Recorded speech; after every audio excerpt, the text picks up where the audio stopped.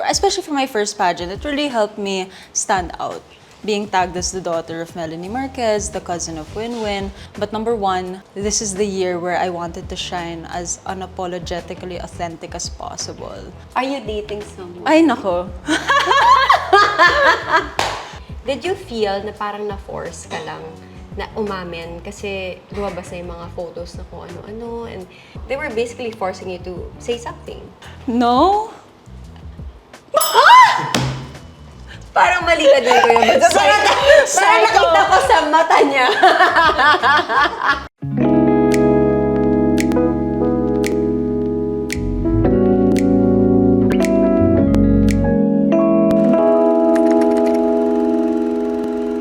Hello, beautiful people! Welcome back to my channel. So it is another day for a lie detector challenge.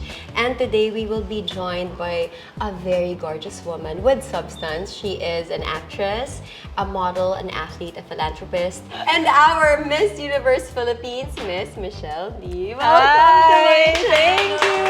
Hi, everyone! Hello, you for beautiful doing people. this. No, thank you so much for subjecting me to probably my best Q&A training before Miss They Universe. still get nervous. Well, now I'm sure you're nervous. Is this your first time taking a polygraph test? Yes. And Thank you. ano pala, trivia, kasi maraming tao hindi nakakaalam na matagal na tayo magkakilala. Yes! Si Michelle, kilala ko siya when she was about 9 Baby, years old. Yung PA pa ni Bea yung nag-aalaga sa akin on set. Shout out, I love you, Ate Rose. I remember I went to Cebu pa with my mom and then I came back with like a souvenir for you, like a bracelet she or was something. so sweet. Sa pelikula naming Close to You, mommy ko doon si Tita Melanie, and we would shoot in Tagaytay ba or Antipolo, and she would always bring you to the set. I'm so glad to be part of your journey, and I'm so glad to see you grow into this very beautiful woman. Thank you.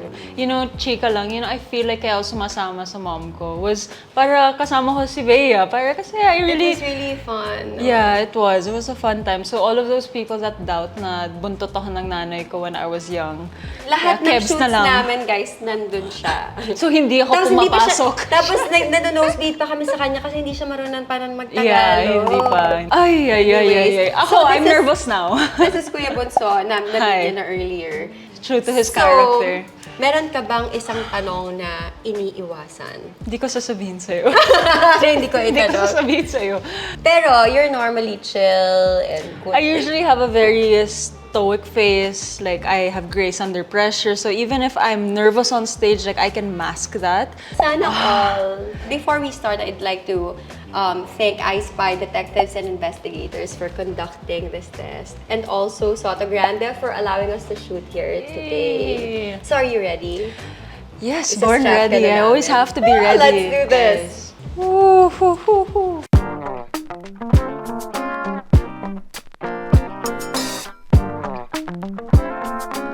Okay, stop fidgeting, Michelle. Mag-start na tayo. Pero doon muna tayo sa warm-up question. Okay. First question.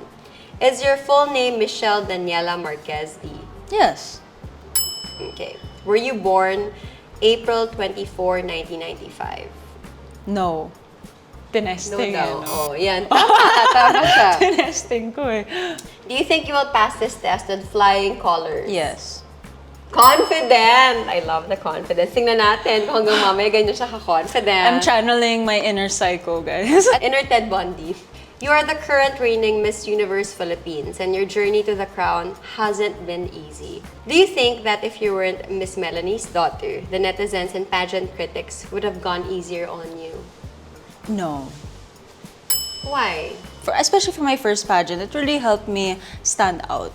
Being tagged as the daughter of Melanie Marquez, the cousin of Win-Win. But ultimately, on my last try, which is Miss Universe Philippines, you're up against so many beautiful women, so many deserving women also. Yes, it is a factor because they have a certain expectation because my mom won. But at the end of the day, you're a representative of the country. And when they see you, I guess they see a bit of themselves and how they want to be represented also. So that's kind of like how I view things. There is no easier way out of bashing or easier way out of everyone being opinionated. Or maybe you also see it as an edge, as a plus for you, diba? That you have somebody who has gone through the same experience. It was definitely a plus again during my first pageant because I was banking on all of the advice that my parents gave me. But number one, it's a different pageant. Number two, this is the year where I wanted to shine as unapologetically authentic as possible. So now I'm standing behind the fact that I know I'm showcasing myself for who I am. When you were young ba, idol mo na talaga yung nanay mo? Idol ko siya, but I didn't know, until we moved back here, I didn't know she was an artista. I didn't know she was famous. I didn't know she was And then, when iconic. did you realize you wanted to become an artista? When I wanted to make money.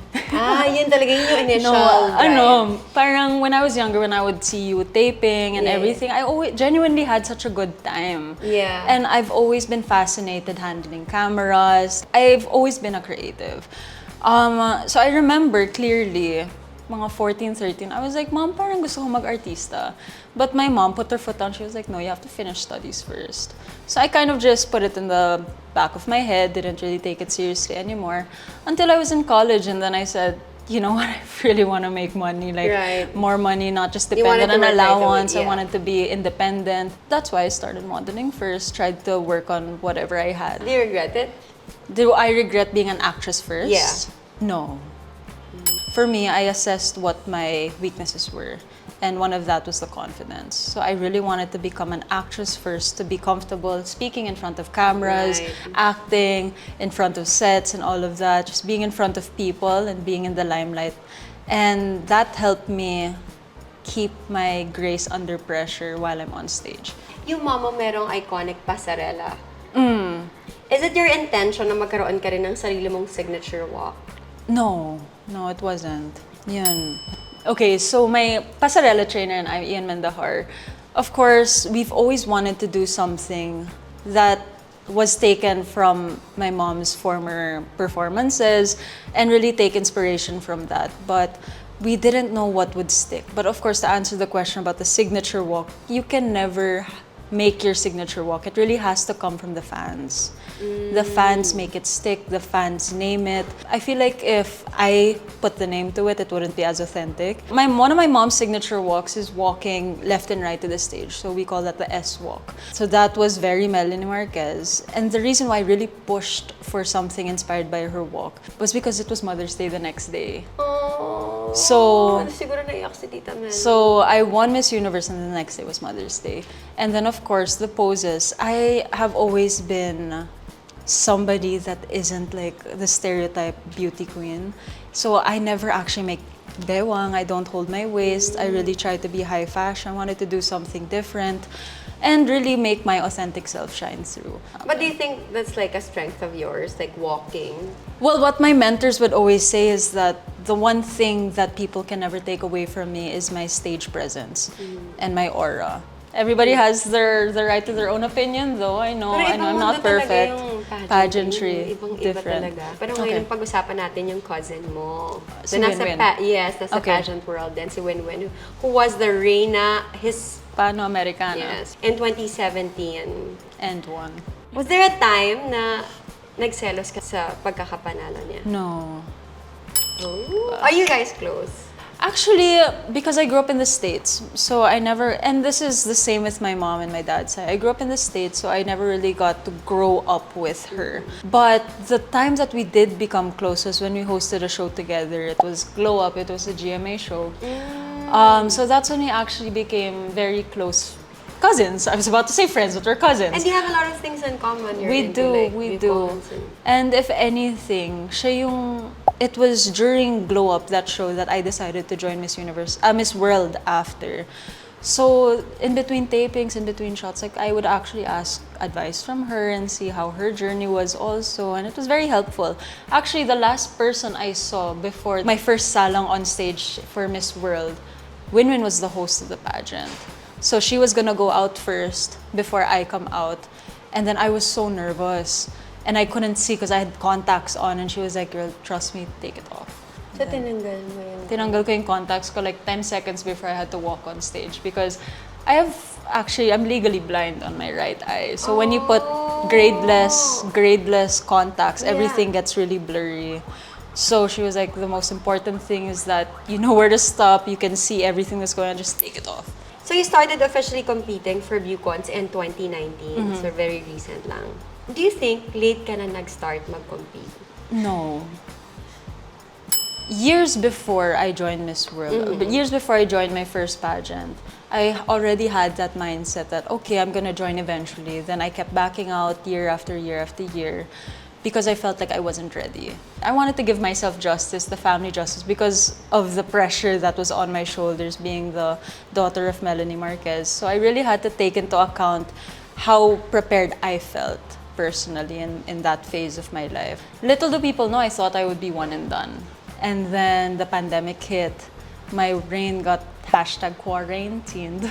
I didn't get to maximize the things that I wanted to do, use the platform for all of the projects that I had planned. So it was really just the whole opportunity just stopped. Imagine waiting 4 years to be prepared mentally and physically, and then coming back from London, and then the world just stopped. So I really had to give myself justice, the platform justice, my advocacy's justice, and try again. Do you think you're over-competitive? Oh, definitely. Yes. Yes na yes. Do you believe na meron talagang ugly side ang beauty contests? Is there a side that there is injustice in terms of like decision-making? Yes. But yes, in a sense that it is very objective. Ultimately, that's the reason why you have judges, is because it's up to the judges to decide who's going to win. And it's also up to them to find who can best represent the brand that these girls are competing for. But on a deeper sense, I feel like it does have a negative connotation to the candidate themselves because it subjects them to a lot of insecurities. Not everyone can handle bashers the way I do. So it really gets to their head. And to subject yourself to that kind of vulnerability on stage takes a lot of courage. So everyone that joins pageants, whether national or local, I really commend them for it because it's such a brave step Me too. to do that. I don't think I can ever do what you do. Thank you. Yeah, it's something really, I'm sure, challenging. So, yes, pageantry will always have some sort of a negative image, especially if a lot of people don't agree with the winner. At the end of the day, as long as you're sure of who you are, of how you performed, then you shouldn't be swayed naman. What do you like the most about the pageant, and what do you dislike the most about being in the competition? Okay, what I love the most about pageantry, especially here in the Philippines, is it's an amazing platform. So I've been trying to build a platform my whole life that's, heard, listened to. Undoubtedly, Miss Universe has one of the biggest platforms here. So I love that now that I'm a winner, I can get so much done. But what I hate the most, after every coronation night, you'll see fans just at war with each other, trying to find the most hateful things and hurtful things to say about the next candidate or the runner-up or the winner. And that's probably what I hate the most about this industry. But have you ever been sabotaged during a competition? Yeah, once lang during my first yes. During my first international competition. How? Yeah. I was so careful with especially my final gowns and especially my natkos. They lived in separate luggages locked until I needed to wear them. During our natkos rehearsals, I was wearing a beautiful, beautiful piece by Francis Libiran. National costume po yun. Yes, national costume. I had 2 golden fans. So we had, I think, a group photo or something, so I had to put my fans down. When I went back, nawawala. Nawawala yung fans ko. And I was just like, oh my God, what am I gonna do? So I was texting Francis's team. I was like, somebody got my fans. So they were ready to produce another set. But thankfully, and this is why I love Pinoys all over the world, that hotel had so many Pinoys. And then I was like, my fans are missing. So they look through all of the CCTVs, whoever got it. Hindi nila sinabi ko sino, basta may kumatok that same night, and then my fans were on the floor. Oh my God. And maybe kinabahan because, I was like, I need to see the CCTVs, I need to see where my fans are. Yun, so binalik ko man. Nakakaloka yun. Parang mga napapanood mo sa teleserye. Yeah, that's why, one of the things that Megan Young actually advised to me is, if there's something very, very important, like for an outfit change, like a bun extension, bring 2. Bring a backup all the time.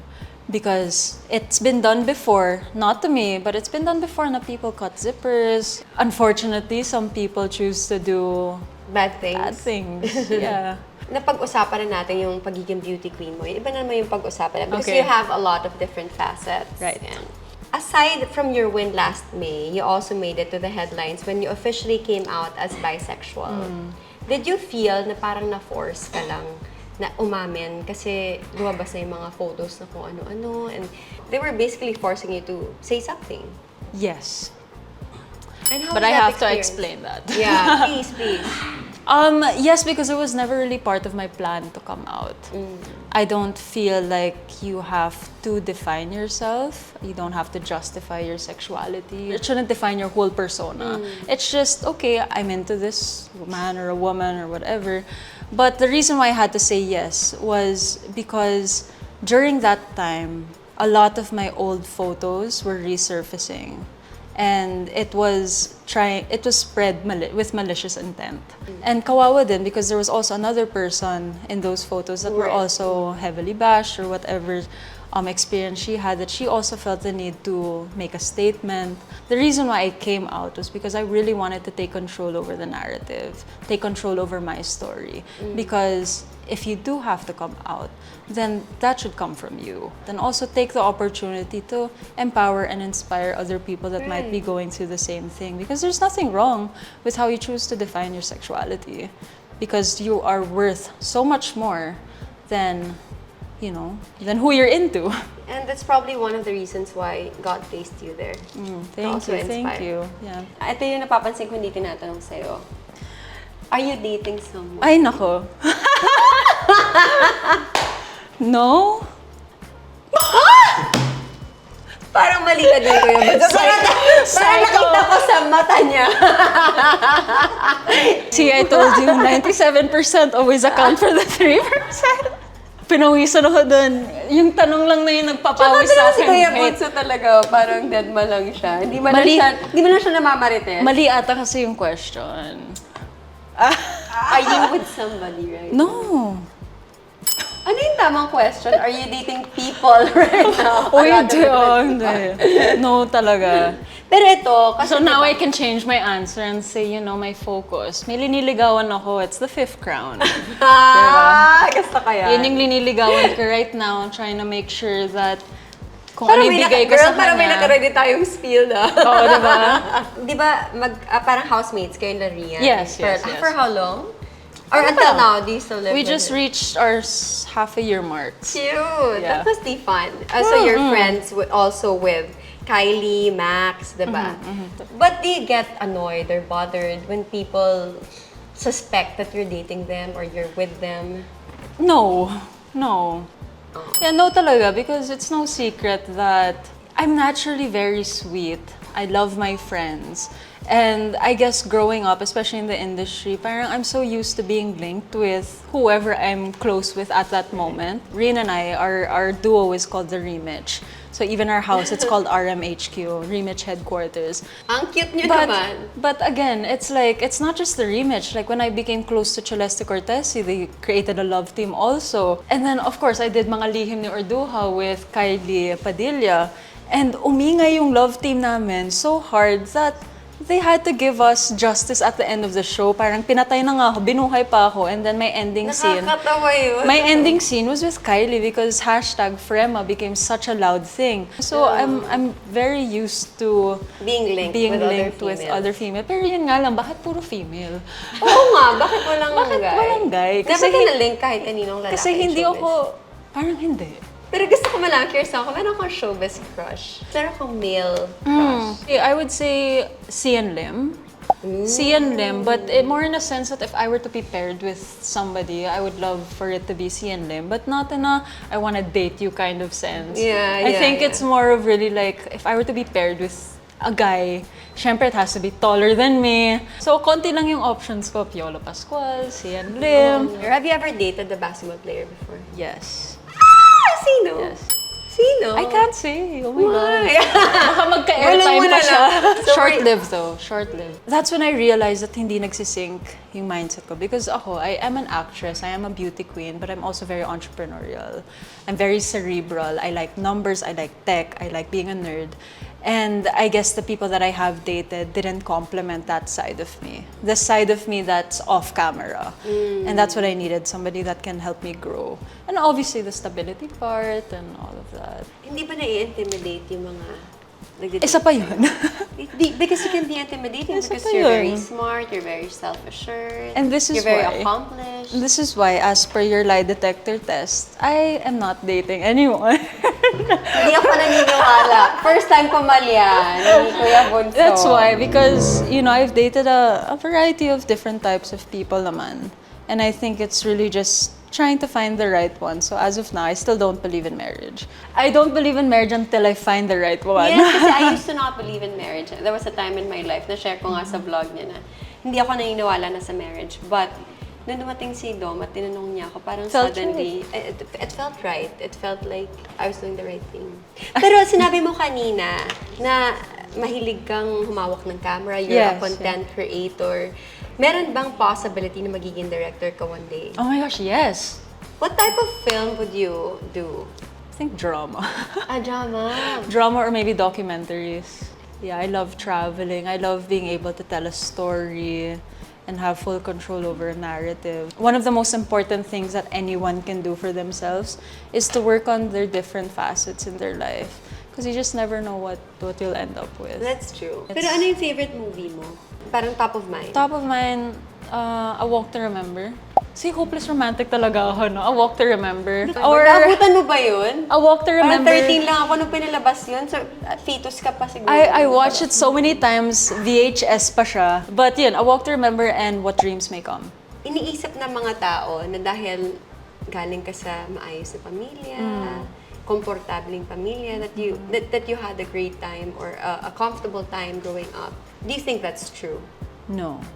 Can you tell us more about it? Like growing up in the States, how was the experience? I think we can start with the reason why I even ended up in the States. So my mom and my dad were going through a custody battle, legal battles, a separation. That's why my mom wanted to shield us from all of the press, the media. But just like any family, it's not perfect. My mom was the best representation of a strong, independent woman. Yeah. I have a bond with my stepfather also, but you know, families aren't perfect. Hindi, mahirap din pag blended family. Diba? Yeah. There are blended families talaga na maayos, but I'm sure there are problems along the way. My sister and I, in a small town in Utah, were the only Asians there. So it was a very small town. So in school, we were subject to Tapos racism, more words, bullying. It wasn't the most ideal situation for a small kid. There was a lot of violence also that was surrounding us, a lot of family problems. But, you know, I've always been the type of person that chooses to see the good, chooses to control my perspective and how I see life. And that's something my mom taught me. That's something that all of my parent figures taught me, that you can never please everyone. So it's all about seeing your self-worth. When nobody else loves you, you have yourself to love. As a Beautiful. single person, as what the lie detector says. Doon pa rin tayo. Gusto ko talaga i-commend yung mommy mo for... Kasi Oh, I know so that she is truly a good person, a good mom. Yes, yes. I love working with her. I love her. She's one of, I think, this industry's gems. Yes, yes, And definitely. I would love to work with her again. You should. At sana makapag-guest. Hi, Tita Melanie. Oh Guest my ka naman God. dito. My mom will definitely see this. You know why? Because my mom is the one that stalks me. Tita Melanie, since mapapanood niyo po ito, please, mag-guest naman kayo. Iniimbitahan po namin kayo to guest here. Let's go. You think she'll do it? I think she will, especially because kina-call out na natin siya. Pero how was your experience naman moving here in the Philippines? Was it hard? How old were you when you moved? Around 10? 10 when I came back, and then it was always back and forth. And I moved back here permanently with my father's side at 15. During that time, kasi like, my sister and I, we would study all year round. Kasi the summers were different for the schools. So, when it's winter there, our business in Utah is agriculture. So when it's winter there, we stay here. Then I'd be studying here also. Pero marunong ka rin ba na gumawa ng mga farm tasks? Yeah, it was part of my chores. So I really had to work for my allowance. Parang hindi ka ma-imagine, maganda-ganda niya. Uy, bata lang ako Kami kasi pag nasa farm, as in dugyot talaga kami. Dugyot Tas ako. mainit. Sometimes I'd go straight from my chores to school. So I really had to work for my lunch money. Talaga? Yeah, from like shoveling the horse poo or feeding the dogs, or like I would drive the tractors also when I was like older. It was fun naman, you know. I feel like I credit my adrenaline side to my history in the ranch. At saka you being a hard worker too. And then The pagbalik mo value of dito, money. Culture shocking yaya, hindi ako sanay na may yaya. yun pa, yaya. Yeah, So hindi hindi ka ako sanay sanay. na nag-uutos? No, hindi ako sanay Ako, na naguutas. nagkaroon din ako ng unang assistant. Hindi ako sanay na inutusan siya kasi parang hindi ka kami sanay na nag-uutos. I think the biggest adjustment for me was when I'm in the States, I'm so used to just walking out of my house, going wherever I want to go. Even as a little girl, like I can walk half a mile, visit my friend, and not worry. I think there was one kidnap scare that happened before because I just left the house and I wanted to go to the park. And then di nila ako mahanap, so Oh my nagpapanik God! ako. So nagpanic sila? So after a few hours, I just walked back to the condo and they were just like, "Saan ka galing?" Oh my God, nagalit. Yeah, hindi naman. They were just more relieved. Paano that I magalit was si home. Tita Melanie? Para kasi hindi Nako. siya nagagalit. Feeling ko nagalit siya na nakakatawa pa din siya. Uy, hindi. When my mom is mad, nawawala yung melanisms. She speaks straight English to the core. Oh my God! Talaga, ano yung pinaka natatandaan mo na? I think when I was around 12, maybe. So I think my mom was mad about something that I don't even remember anymore. But kinorner niya talaga ako sa room and she was really telling me off. And then she's so mad and then I was just staring at her eyes. Like, I don't know if it was borderline, hindi naman death stare, pero like yung galit ka din pero ayaw mo lang magsalita, you're biting your tongue. I think that was the first time that my mom actually slapped me also. Oh my God! I'm sure she cried after and said sorry. Oh, you Kasi know, si Mama like, ganun pagka nasasaktan niya ako ng bata ako, siya yung umiiyak, hindi ako yung umiiyak. yeah, so you know my mom, she's the biggest sweetheart and she loves her kids. Yeah. So I must have done something wrong talaga for her to get that mad at me. I don't know, but I was very madiskarte even when I was young. I know what would tick off my stepdad or my mom. So Akala mo madiskarte lang ako, never Ang ako galing. nahuhuli. Marami ako nagawa nung bata ako na never lang ako nahuli. Ang galing nun. My mom's really my lucky charm. Because she wasn't able to watch last year, and then I lost last year. She watched this year, I won this year. Is she watching this year? Of course Yeah, she has. I was like, Mom, mawala na lahat, ikaw lang yun. So, punta naman tayo ngayon sa zodiac sign mo. Taurus, you're a Taurus. Yes, I love being a Taurus. Yung Taurus daw is an earth sign represented by the bull. And like a bull, they tend to be tenacious. Kaya usually, yung impression sa kanila stubborn. Stubborn ka ba? Very. Yes, okay. I guess I'm stubborn in a way that I stand by my decision so much that even if people try to sway me otherwise, then I will still stick to what I believe is best for me. But I don't believe in stepping on anyone's toes as Right. long as I do it in the most respectful way, as long as I don't have bad intentions, as long as I'm also just looking out for what I believe is best for my competition, best for myself. And this goes for everything in my life. Pero sabi nila ang Taurus daw, sensual. Do you think you're sensual? Oh, very. Yes. Touch is one of my language of loves yes, also. yes, Like that's why I can never do an LDR because I feel like that physical companionship or ako touch, rin, hindi ko parang kaya ng kailangan mo LDR. yun eh. I mean, when I'm not in a relationship, I don't need it. But when I commit to somebody, then that's something that I crave for sure. Pero curious din ako. Sa babaeng kasing ganda mo, kasing talino mo, have you ever been dumped? No. But I've been cheated on. Have you ever ghosted somebody? Yes. Sorry. Have you ever cheated on somebody? No. No. Wow! If there's something about me, I value the relationships I have and I don't want them to feel discarded. Do you think beauty queens are made and not born? Yes. I just believe everyone can in their own way, become a beauty queen also. Because what is a beauty queen? It's somebody that advocates for what they believe in, somebody that tries to be influential in the best way possible. You don't have to be influential in a sense that you have to talk to a whole country, but you can just influence the people around you to be better. So I think innate, everybody has the quality to become one, but you have to tap into that if you really want, to compete or to be, Miss Universe. But in its essence, we're all beauty queens naman. Potentially. Lahat daw tayo beauty queen. Pero ka bang ganun? Pinapractice na wave? Ako In case kasi, yun. I keep my hands straight eh. Ganyan. Mas mahaba ka tignan. Ganun ba yun? Oh, Ganyan now I ako. know. So kapag may mga fans day ako. And it's also more natural in my personal opinion. Parang this kasi medyo kulang. Pero when you're waving to a whole crowd, parang hello. To further deepen my answer also, parang I never grew up wanting to be a beauty queen because I did see pageantry as superficial growing up. But when I realized the good that you can do with the platform, the reason I joined my first pageant was because of the whole advocacy aspect.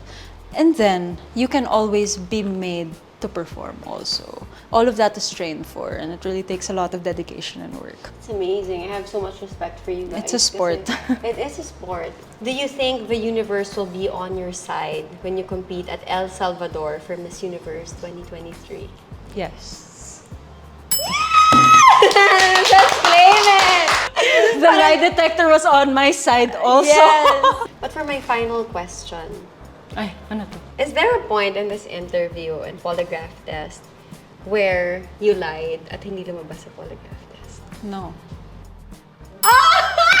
Oh my God! That's it! Grabe! Sobrang confident niya. I can't believe this.